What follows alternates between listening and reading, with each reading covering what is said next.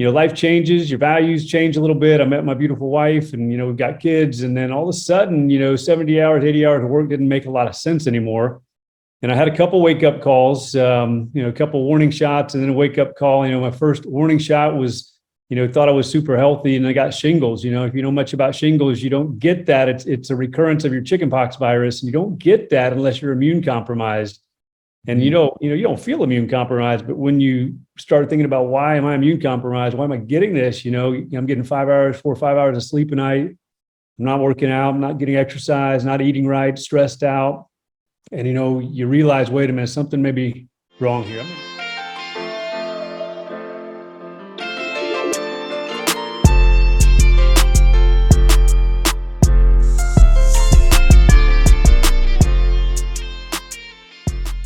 Welcome to another episode of Keeping It Real Estate. Today, we have Paul Stafford on with us, who has transitioned from a full-time physician to a multifamily investor by gradually building up his knowledge and experience in real estate investing. He has used his medical background to inform his approach and achieved financial freedom and flexibility to spend more time with his family. Stafford's story shows that it's never too late to pursue your dream with hard work and dedication. Paul, welcome to the show. Thank you, Dan. Glad to be here.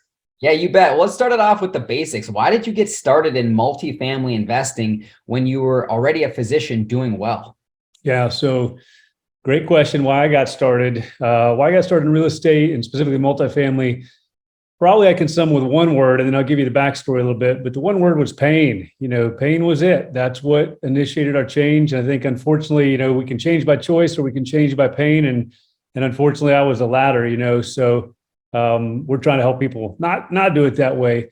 But getting by formal education, I became an orthopedic trauma surgeon. Many years to get there. Habits form in 60 days, and I spent 10, 12, 15 years forming these habits of grinding. And it became a badge of honor with so many busy professionals. Your grinding becomes a badge of honor, and the harder you work, the prouder you are how hard you work. And so that was how I was living. That's what I'd been trained to do. That's what everybody around me was doing. It's all I knew.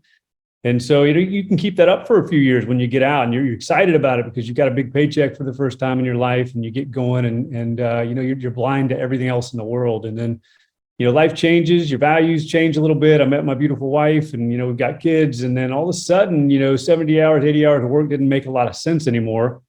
And I had a couple wake up calls, a couple warning shots and then a wake up call. My first warning shot was, thought I was super healthy and I got shingles. If you know much about shingles, you don't get that. It's a recurrence of your chickenpox virus. And you don't get that unless you're immune compromised. And you don't feel immune compromised, but when you start thinking about why am I immune compromised? Why am I getting this? I'm getting 4 or 5 hours of sleep a night. I'm not working out. I'm not getting exercise, not eating right, stressed out.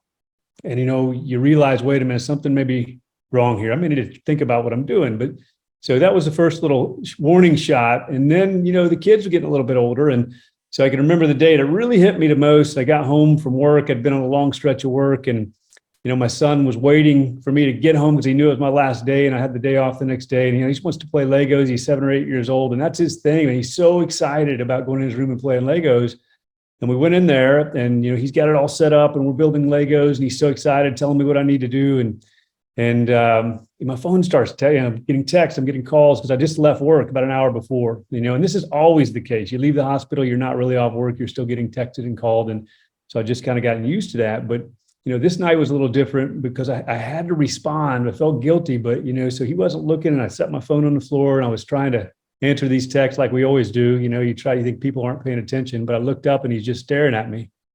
And he says, "Why are you always on your phone, and why are you working so much?" He said, I feel like work's more important to you than I am. And, I wish you weren't even a doctor because I wish you didn't have to work so much, and that really hit home. And that wasn't the first thing. And I was already feeling pain. I was already frustrated. I didn't have control of my schedule. I was working too many days. You're working before the banks open, after the banks close. You can't get a haircut. You can't go to the store. Your time isn't your own. And so I was already feeling that. I was feeling fatigued, feeling irritable because I wasn't getting enough sleep. But, that was kind of the last straw for me. And so, Miranda was experiencing the same thing in her 70-hour-a-week job. And, it just hit us both. She had some similar experiences as well with kids. And like we said, we got to change something. This it's been an exciting run. We're making great money, but this is not the life. We didn't train all these years for this. We're losing our health. We're losing our family. We don't have a great relationship because we can't see each other all the time. And it's like, family's getting the scraps, our health's getting the scraps of our time, and we've got to make a change. So, but that's where the pain came from. And so we started looking for a way out. And of course, when you're in your own little community of everybody doing the same thing, you don't even know where to start. We had a financial advisor. We were on that retirement path. And so, we had a couple sparks. We read a couple books, and that led to the next thing. We met a few people and got started on this whole alternative universe of, hey, the W-2 grind is great at seed money to get you going. But, stop thinking about working for money and work for wealth instead. Stop thinking about your gross income and start thinking about how much I can invest each year and start thinking about financial freedom. So that changed our mindset. It changed our world. And that was the beginning of a complete paradigm shift. Our lives looked nothing like they did 7 years ago because we started investing in multifamily. We were able to take some of our capital that we had already had in the market in other places. And once we understood multifamily and the benefits of, the cash flow and the capital appreciation and the tax advantages, we brought a lot of money into it and got the wealth machine going, and it created passive income for us. And that completely changed our world at work. When we walked into work, even before I backed down my hours, I felt liberated because I knew I was growing this passive income on the side that was going to allow me choice that I just didn't feel like I had before. So that's the long story. That's how we got started. That's why we got started. And, it's revolutionized our lives in so many ways, giving back our time and our families and our health and all these things. And what I love about that story, Paul, is, obviously a lot of things I can relate to there with not having enough time, 4 to 5 hours of sleep, even as an athlete. But man, the seed money, that's really what it is, ladies and gentlemen. It's the money to get you started. What can you do with the income you're making? And how can you take that income to put it to work for you so you can work less? That's what Paul's talking about right here. So what actually were you doing when you were as a physician? What was your actual job? Yeah, so I'm an orthopedic trauma surgeon, now part-time, thanks to multifamily real estate. And so I can enjoy, do the part of it I like and not have to give up everything else in my life. So, that's what I'm doing, orthopedic trauma. And, that's if you're full-time, you may be working, 5 days in a weekend to call and 5 more days, and then you get a day or two off and then you start the whole cycle again, so really you really are giving your family, your health, everything else the scraps of your time. You're consumed by it. It consumes you like so many busy professionals are. It's not just what you're doing in the daytime, and then you've got evening tasks to take care of and all these other things. And I see so many now that we've done what we've done and have helped some other people find this path. It's the same story. It's not just physicians. It's every busy professional that seems to fall into that same grind. Yeah. So what steps did you actually take? You read a couple books, right? You obviously got down the path a little bit, but how did you get to the point of saying, okay, I've got a deal here. We're going to buy this and we're going to actually do the business. What did you guys do? Yeah. So it was a slow process, it's like building a cathedral is one brick at a time. And it was one brick at a time for us because we were heavily indoctrinated in the retirement pathway and work for your money and felt like there's no better way than being a physician and earn this big paycheck. So it took us a while to shift our mindset. So that was like one book at a time. So, we read there's probably 5 to 10 books I would recommend for people. We've got a book list. We tell everybody to start with these if you don't know anything about it.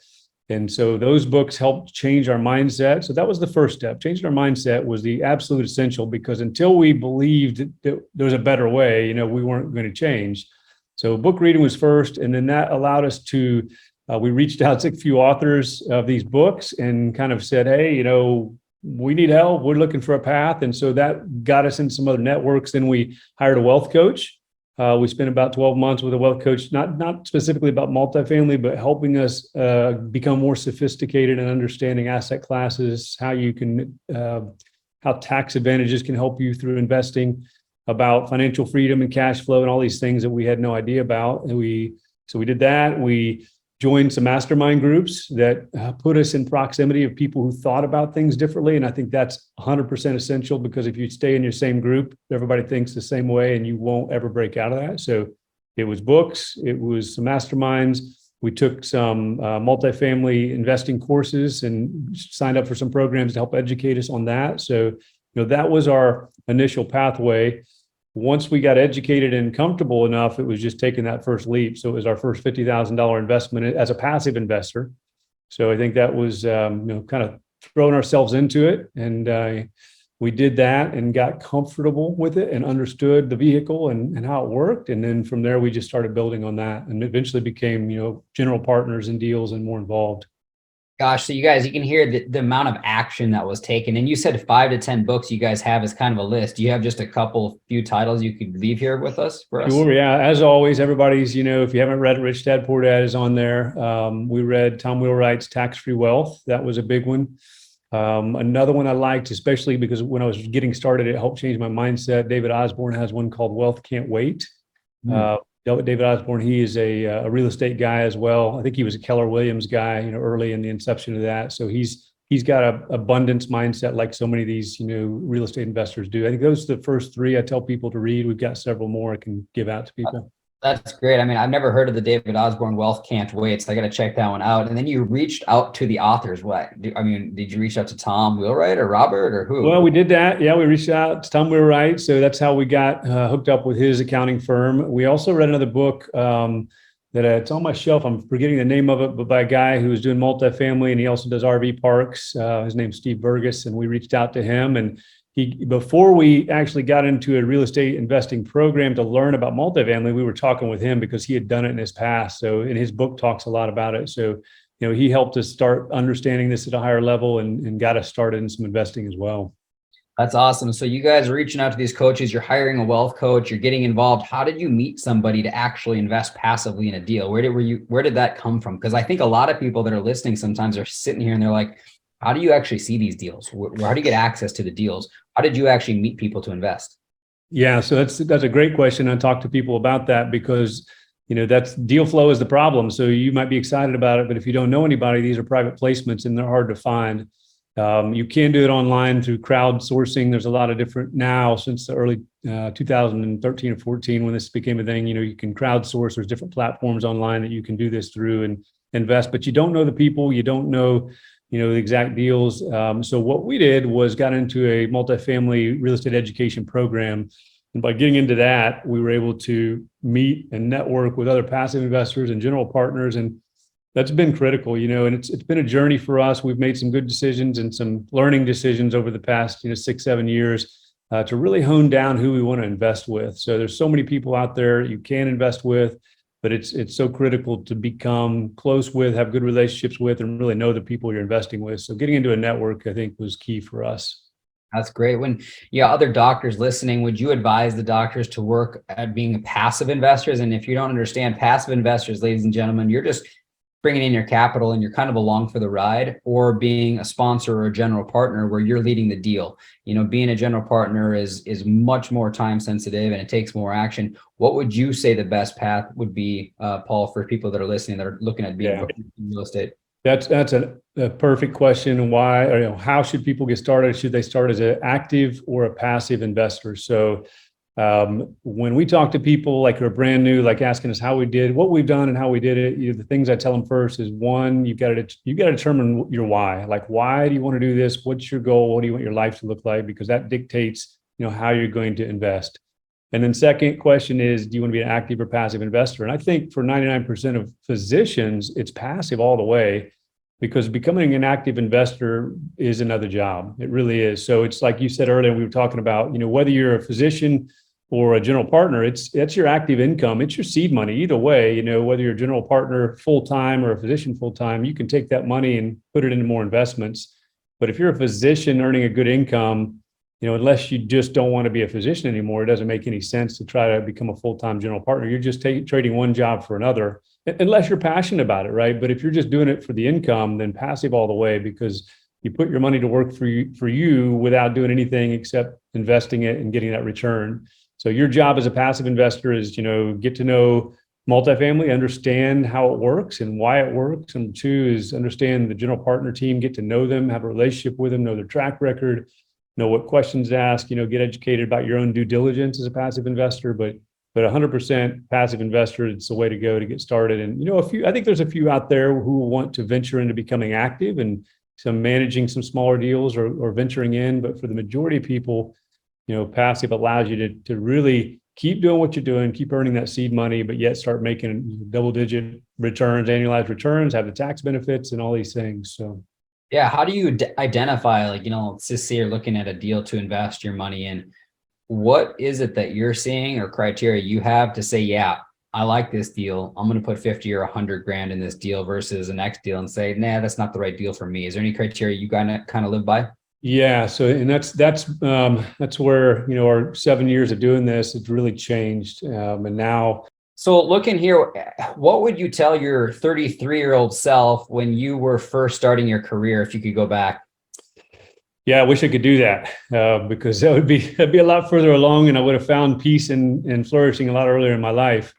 I think the first thing I would tell my 33-year-old self, because again, that's right. That's when I got out of training. So I'm 33 when I started, full-fledged. I'm a full-fledged doctor for the first year.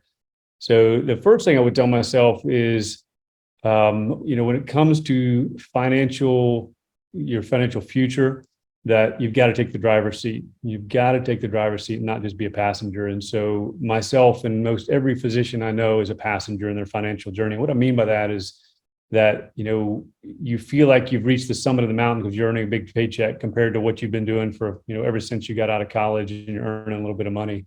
And so your mind's turned off. And so, you give your money to a financial advisor and, he's got this plan for me. He puts me in variable annuities. He puts me in mutual funds. He puts me in my 401k. And, I never even gave it a second thought because I was just so elated to be making a big paycheck.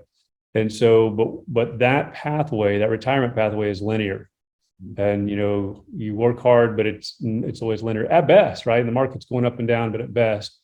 And so I was 100% passenger on my journey. And, I think too many people never get out of that passenger seat. They don't get off the bus until their career's over. And then they get off and like, what do I have to work with? And so that was a bus I was on.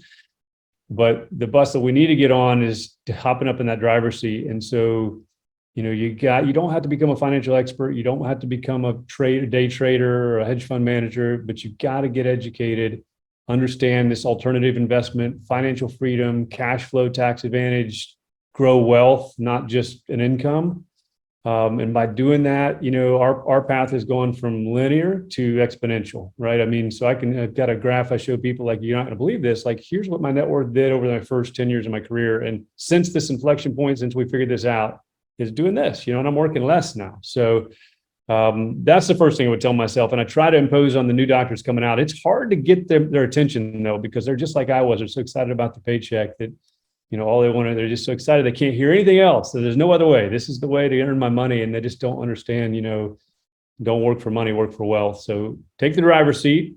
And most guys and girls will tell you they don't have time. I'm a doctor, I don't have time. Well, you got to find time, to take the driver's seat and make it fun. That's the first thing I would tell myself for sure. What else would I tell myself? I'd probably just reemphasize that, your doctor paycheck is great. It's going to give you opportunity that not too many people have because you're going to have a lot of discretionary income, but it's your opportunity. It's not the end all be all. It's not the end. It's a means to another end. It's your seed money to go invest in cash flowing assets that have tax advantages to really grow your wealth, to be the one who changes your family legacy, to be the one that, like, 3 or 4 generations from now, they remember you because you're the one that started this family on a different pathway, So I think, again, it's just seed money. Don't get enamored with your paycheck. Think of it as seed money to go out and grow something way bigger than you'd be able to do if you just stay on that W-2 treadmill your whole life. Yeah, gosh, you guys, I can so relate to that. Going back to your first point, Paul, I had my funds with my financial advisors in an IRA. And finally, I decided to liquidate my IRA and use a self-directed IRA so I could direct the funds. I could make decisions on where I wanted my money to go.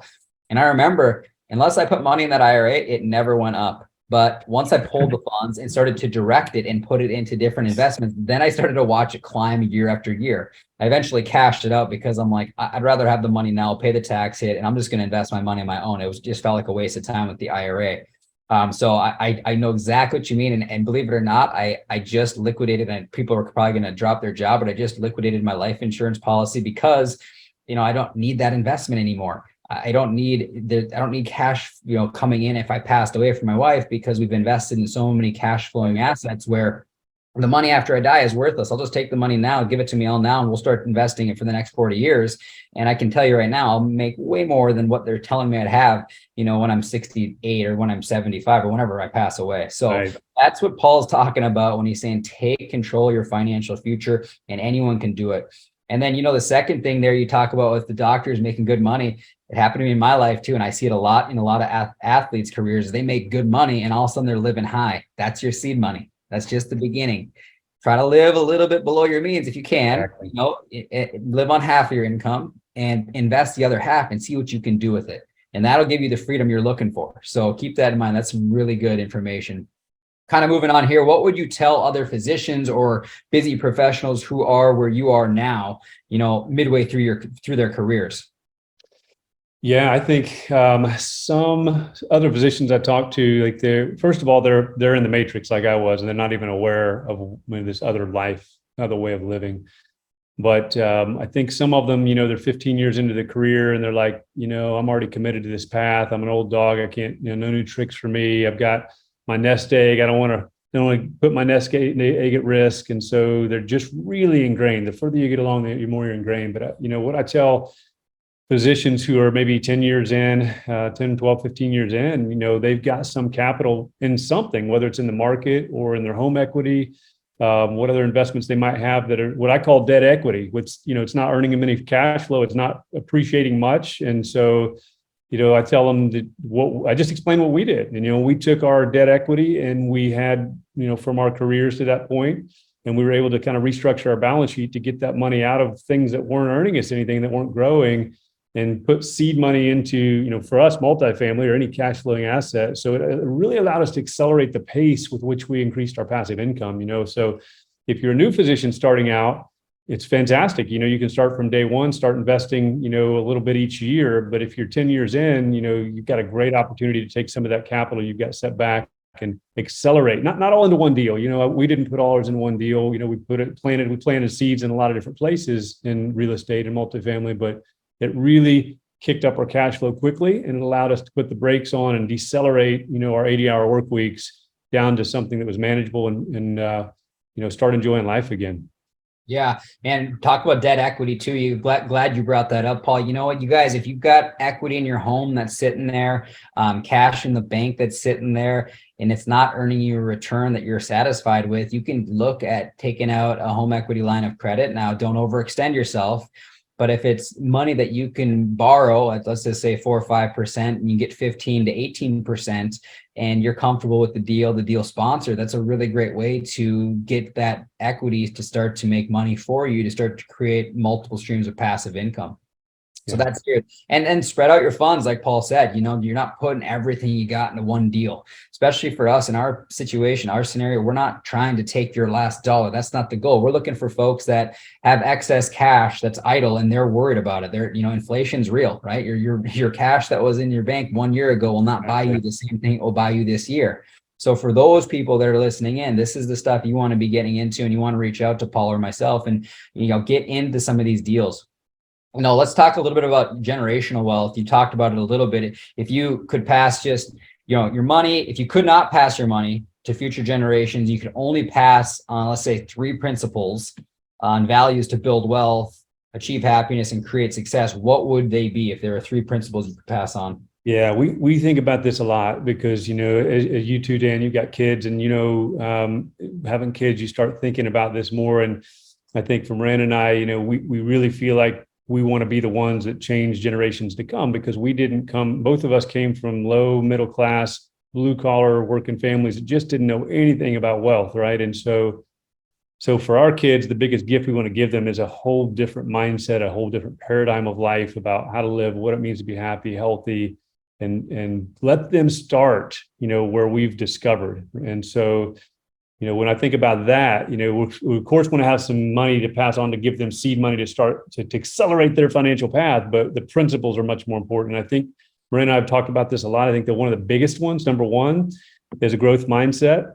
And, there's a book called Mindset that talks about this. And we had, kind of discovered this before even reading that book, but growth mindset is not natural, I think, in humans. It's that mindset to always be learning, to, I think for us and so many people, you think you get out of high school and college and, okay, I'm done learning and now I'm going to go get a job, and I think that's like when you get out of college and high school and college, it's like you finish your training course. Now it's time to really go start learning. And so how you've learned how to learn, now go learn things that make a difference in your life. And that growth mindset is like, never be stagnant. So in your finances, what we've done in the past 6 years is learn to be investors and learn about finance and banking and taxes. And it's been a hell of a lot of fun, but we keep growing. We're always trying to learn more. In our health, as we're big into longevity and lifestyle medicine now. So we're really on that cutting edge of learning about that.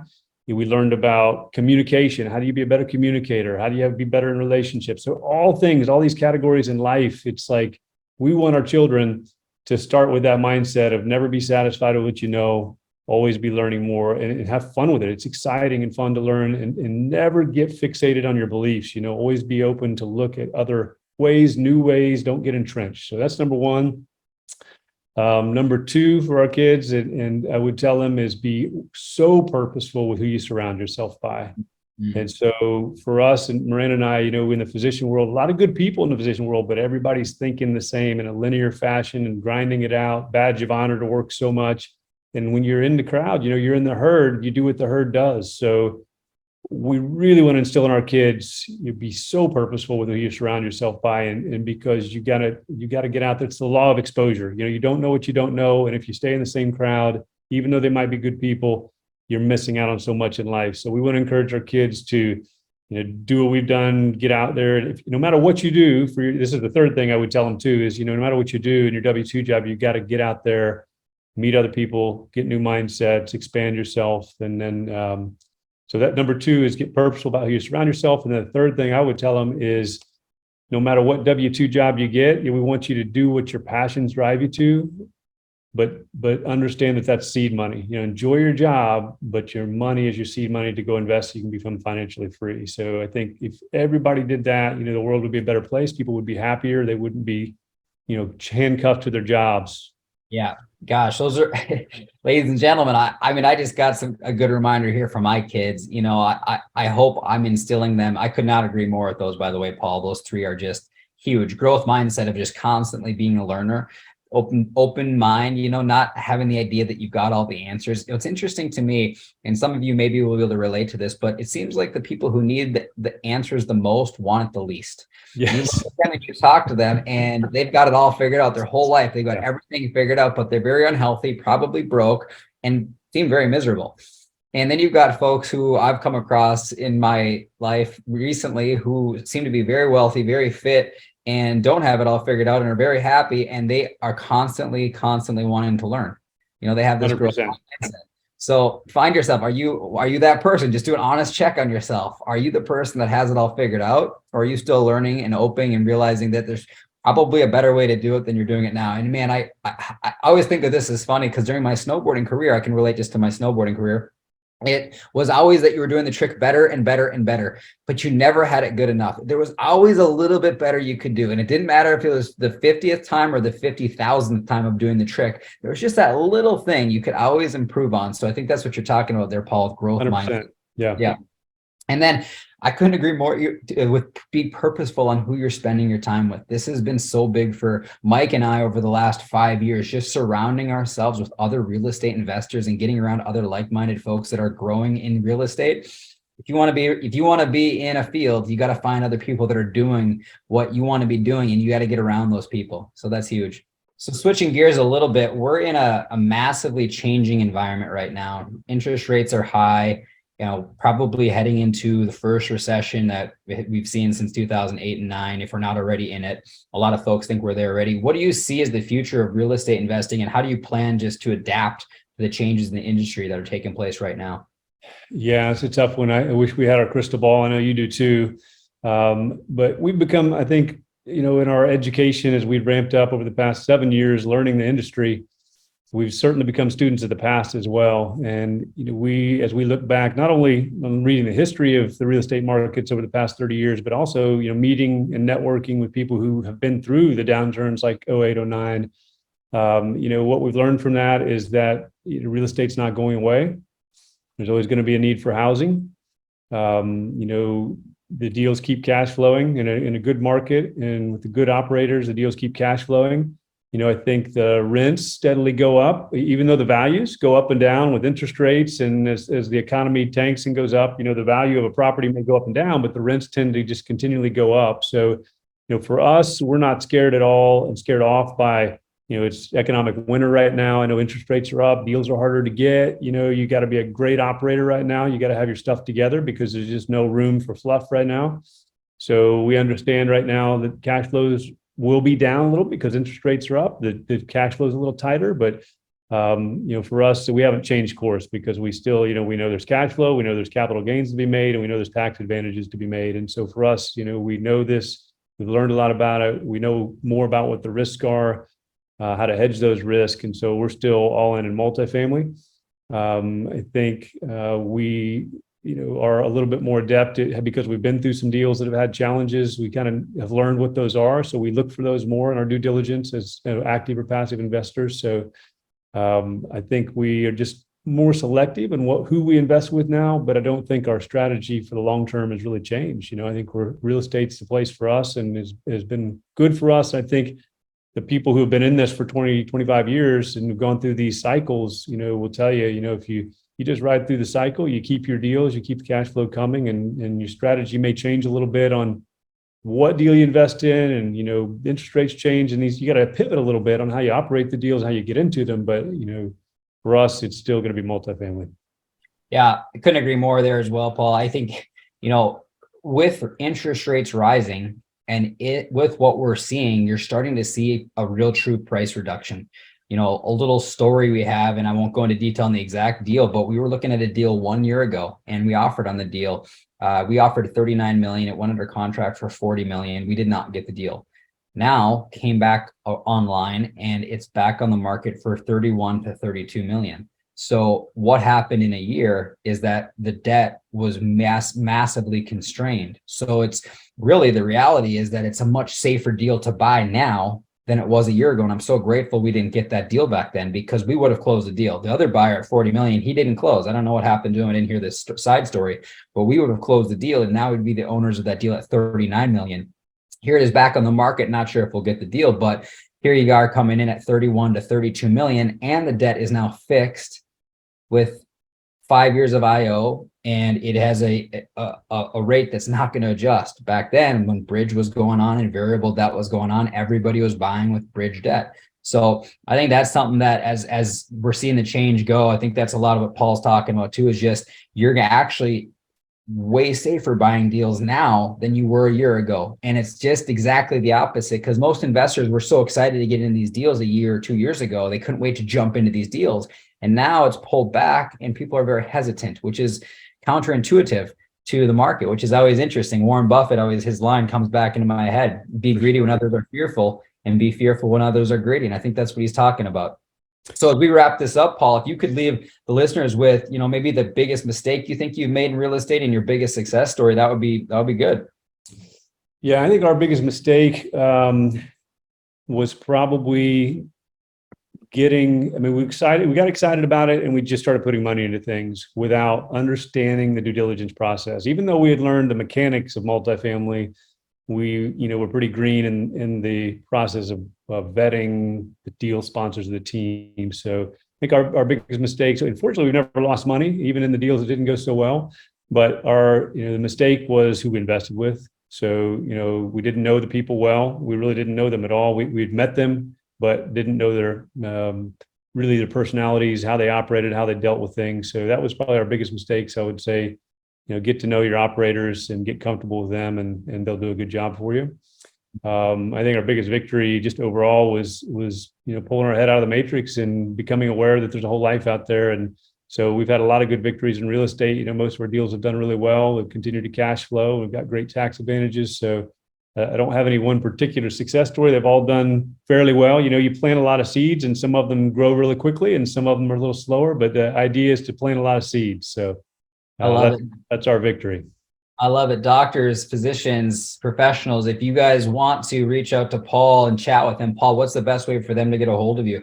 Yeah, they can email me at my email is Paul at Elite Wealth and Wellness. So that's ELITE, Elite Wealth and AND Wellness. That's they can reach me anytime. I'd be glad to respond and hook up with them, tell them what we know, and help them along any way we can. Paul, thanks so much for coming on. And all you listeners, thanks for tuning into another one of our shows. If you are interested in learning how to create your own passive income, click the link below right now and fill out the contact us form. And we will see you guys next week. Thanks for listening.